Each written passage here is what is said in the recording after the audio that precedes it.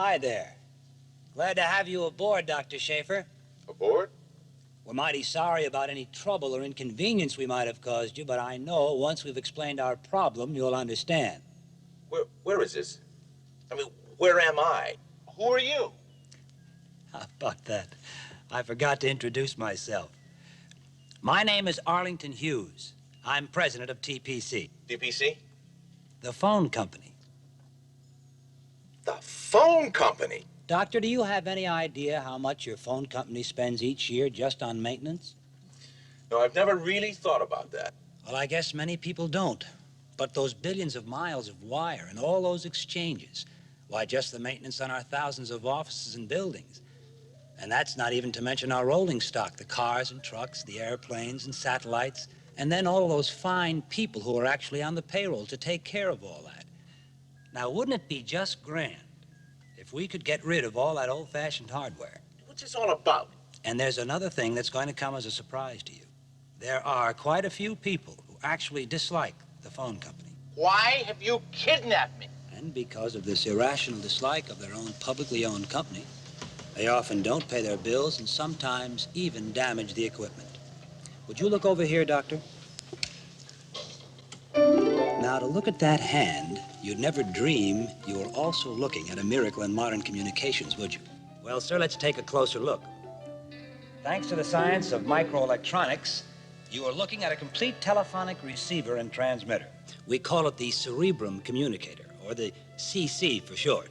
This dandy little device can actually perform every function of the old-fashioned telephone and more. And it does it without any costly maintenance, without telephone poles, without wires, without exchanges, without anything, in fact, except another CC in another location. And now you're probably wondering, why have we made it so small? Because it will be in and powered by your own brain. Fantastic? Well, not quite, no. We merely inject the CC into that part of the bloodstream which leads directly to the brain. Technically speaking, for you doctors, we inject the CC into the internal carotid artery. The bloodstream carries it directly to the cerebrum, where it lodges comfortably in the anterior central gyrus, which for us laymen is simply that part of the brain where intellectual associations take place. Can you imagine the ease, the fun with which you can place a call? Why, all you have to do is think the number of the person you wish to speak with, and you're in instant communication anywhere in the world. Would you like an opinion of a qualified psychiatrist on all that I've just seen and heard?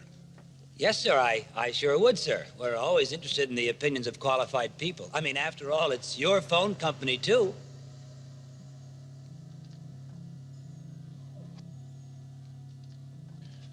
You're a megalomaniac, and the phone company is psychotic. Getting back to our problem, we realize the public has a misguided resistance to numbers. For example, digit dialing. They're resisting depersonalization. And so Congress will have to pass a law substituting personal numbers for names as the only legal identification, and requiring a prenatal insertion of the cerebrum communicator. Now then, a communication tax could be levied and paid directly to the phone company. It'll never happen. Well, it could happen, you see, if the President of the United States were to use the power of his office to help us mold public opinion and get that legislation. And that's where I come in. Yes, that's where you come in, because you are in possession of certain personal information concerning the President, which would be of immeasurable aid to us in dealing with him. Well, you will get not one word from me. Oh, I think we will.